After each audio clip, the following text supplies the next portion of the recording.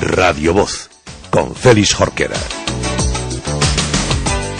Seguimos adiante da Mariña a Terra Chá. Falamos do sexto Festival de Teatro de Begonte que organiza a Asociación Castiñeiro Milenario e que principia este sábado. Carlos Fernández, o presidente da mesma. Carlos, que tal? Bo día. Hola, bo día. Bueno, un festival que principiaba de xeito humilde, pero que se foi consolidando, que ofrece agora en tempo de outono, pois distintas representacións dende xa a primeira este sábado, é así, verdade? Sí, esta é a sexta edición e comenzamos este sábado de 22 e, bueno, todo listo xa para arrancar outono co teatro en Begonte. Bueno, como facemos esa primeira presentación a cargo de quen, Carlos? Pois mira, a primeira representación vai a ser de Alentía Teatro, que son un grupo de Palas de Rei, e vai a ser na Casa do Pobo, na parroquia do Castro, este sábado ás 18 horas. Perfecto. Ese será o principio, a primeira das representacións do sexto Festival de Teatro. Sí. Continuamos co resto, Carlos, se che parece. Sí, pois mira, a seguinte representación sabía ser en outubro, o sábado 20, ás 7 horas na Casa da Cultura de Begonte, e contaremos co grupo de teatro que se chama Mariña e coa obra que se titula Eres único, teatro contra o bullying, que, bueno, como o nome indica, pois é fala un pouco do acoso escolar que, bueno, que tan arraigado está na sociedade e nos colexios, entón, bueno, é unha obra un pouco de denuncia e un pouco reflexiva sobre ese tema. Un tema de actualidade. Sí. E haberá unha terceira representación.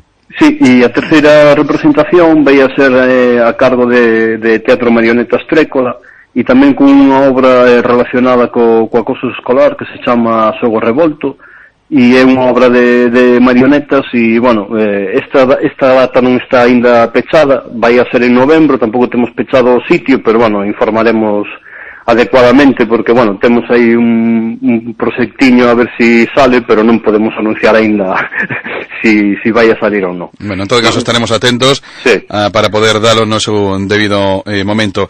Sí. Representacións de balde ou con algún coste de entrada? No, son de balde, as tres representacións son de balde e dúas delas están dentro do programa da Diputación de Lugo o programa Buxiganga de Teatro Afeccionado. E esas as tres son de balde. Bueno, buscamos sempre tres representacións distintas de concellos distintos para ter unha pequena mostra do que se está a facer no eido do teatro afeccionado ao longo de toda a provincia, non?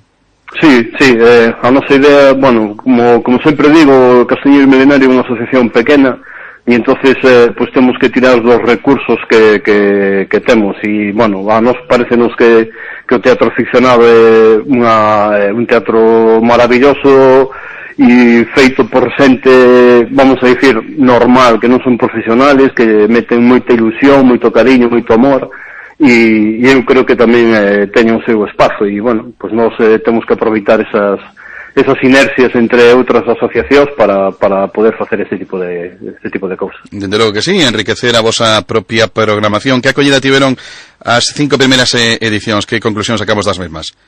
Pois desde a primeira edición que nos plantexamos non seguir porque non tivo moito éxito, pois cada ano eu creo que a xente tamén se vai acostumando un pouco a ver teatro pois deso no rural e cada ano pois vamos tendo máis xente e de feito o ano pasado pois tuvemos bastante xente e quedamos moi contentos o ano pasado. Muy bien. Bueno, pues a seguir adiante con esta loable iniciativa, o Festival de Teatro de Castiñeiro Milenario de Begonte, primeira representación con Alentía Teatro xa este sábado ás 6 da tarde con Manantial de Fantasía. Sí. E así, non, Carlos? Sí, que antes esquecín de decir o título da obra. Muy bien. Bueno, pois, ademais deste Festival de Teatro, que outras actividades na xenda xa de este treito final de 2018? Pois para o día 30 temos unha xornada de micoloxía, o que lle chamamos noso paseo micolóxico, é unha actividade que facemos en conxunto coa Asociación Micolóxica Lucus, unha actividade solamente para socios das dúas asociacións. Damos un paseo polo campo, vemos os diferentes tipos de cogomelos que hai, e logo temos un xantar comunitario, e, bueno, é unha xornada festiva, lúdico-festiva e tamén interesante desde o punto de vista micolóxico. E despois, bueno, pois non temos nada á vista, pero, bueno, nada se nos poñemos a traballar coa foliada de outono, e seguramente que teñamos por aí algún obradoiro e algunha cousiña máis antes de que acabe o ano. Estaremos atentos a todo elo para, pues eso, darlle difusión á actividade que dinamiza un concello como é, neste caso, o Chairego de Begonte, coa Asociación Castiñeiro Milenario. Carlos Fernández, graciñas por atender a nosa chamada. Estamos en contacto. A ti, Félix, como sempre, moitas gracias.